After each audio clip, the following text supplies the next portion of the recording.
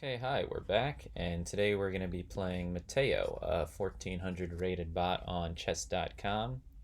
This was a viewer request.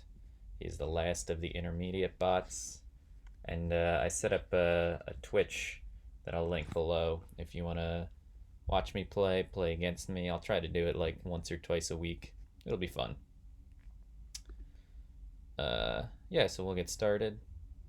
I was just reading an article about like sometimes when old people, if they're married for a while and one of them dies, the other one dies like right after, of like the broken heart of their soulmate or whatever. We'll go knight f6. And I called my grandpa about it because my grandma's been dead for like 40 years, so my parents are pretty mad at me. So if we could just not bring that up during this game, that would be great. I should probably restart this video actually and not say that. It doesn't matter.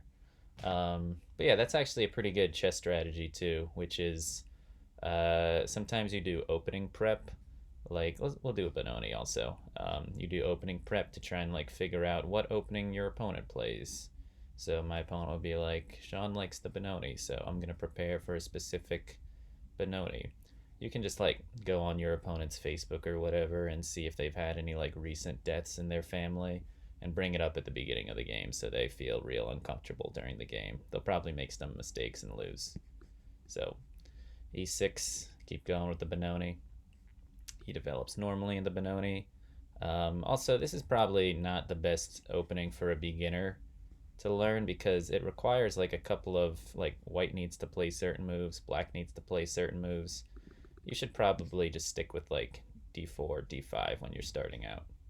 Or you can just watch this video and do what I do. We'll see. I'm going to do something a little funky here. God, I should really edit that comment out from before. I'm going to play the Snake Benoni, which looks counterintuitive. It's a pretty weird opening. You don't see a lot of videos on it. A couple months ago, I played a 2400-ish rated player, and I threw the Snake Benoni at them. It was a 10-minute game on chess.com, and the guy spent 2 minutes of the 10 minutes not moving and calling me an idiot for playing it, and then he beat me really fast, so he was right. So Snake Benoni is a really good opening to play if you want your opponent to think you're a moron and then be proven right. So this maneuver, bishop to c7, is one of the main ideas of the Snake Benoni. He mates it with knight b5, which I've never really seen before. I'm thinking of just like threatening his queen. Whoa, what? Did that work? So he's gonna sacrifice the queen. I guess we gotta take it. Let's see what he's got. He takes the rook. This is actually pretty tricky already. He says, I enjoy endgames. This is okay. Which I'm actually kind of pissed off because he's dressed nicer than me right now. That's where we are in this pandemic. So like when the robot is dressed nicer than you, you know, you gotta get your life together. So I drew the arrow. I was thinking of queen a5, but that just gets met by bishop takes. So I'm thinking of that. This is an Old Benoni maneuver that's pretty common. Queen to f6 to get at this rook. So, oh wow. He's just gonna give up the rook, huh? Aren't we in like great shape here? Like white is completely busted. And then we can just take this too. So we're up 6 points of material. So that shows you how great of an opening this is and how much of an idiot that guy who beat me was. Which again, one of my tenets of chess is if someone beats me, they're cheating, and if someone loses to me, they're stupid. So you should always play with that mindset. I'm thinking of either giving a check or just d6 to free my bishop. Don't really have a great square for my bishop, though, because d6, covered, and g6, or sorry, g4, he'll just kick me away. Maybe rook e1. Well, let's take this pawn with check first.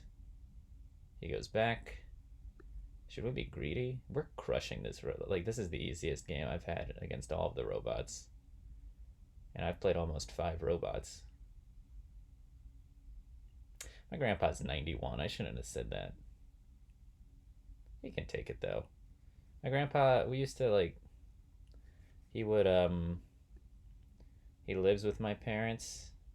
And, he doesn't live at a retirement home, but every month I would have to drive him to the retirement home, and he would pretend to be a part of the retirement home and then get on the bus to Atlantic City and get a free bus to Atlantic City, and then I'd come pick him up when they drove back. Which, he's not the greatest guy. Okay, so we're up 8 points of material on Mateo in the Snake Benoni, which, again, if you played against a human person, it's probably not a great idea. But this, we're crushing. So again, I'm thinking of rook f to e1. Don't need to say the f part. There's only one rook. I'm thinking of freeing up this bishop.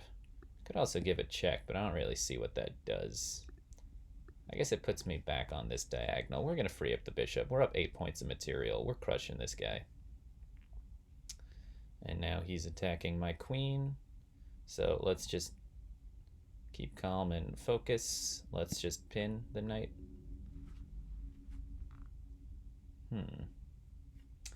Okay, so he gets out of the pin. This knight is pretty awkward too because of this Benoni pawn on d5. So I could free that. Giving a check here doesn't really do anything. I think he'll just go f3 now, and then I'll have to move back to d2, which makes me think that d2 to a4 is a pretty good operation, so I'm going to do that. White's development is absolutely atrocious. So what happens if I give a check here? Check. If he goes back here, he loses... No, he doesn't lose the bishop. I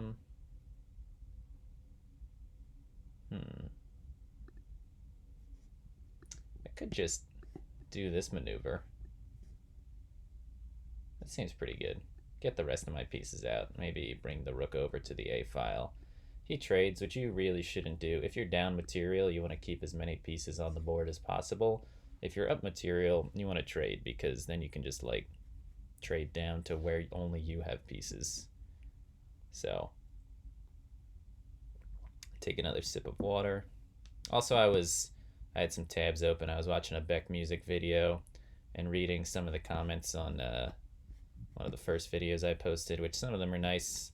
One guy, Jose, was really mean. He said me clicking away from the chessboard was distracting. So promise you I will not do that during this video, Jose. So yeah, those are the tabs I had open. Okay, so we're up 8 points of material still.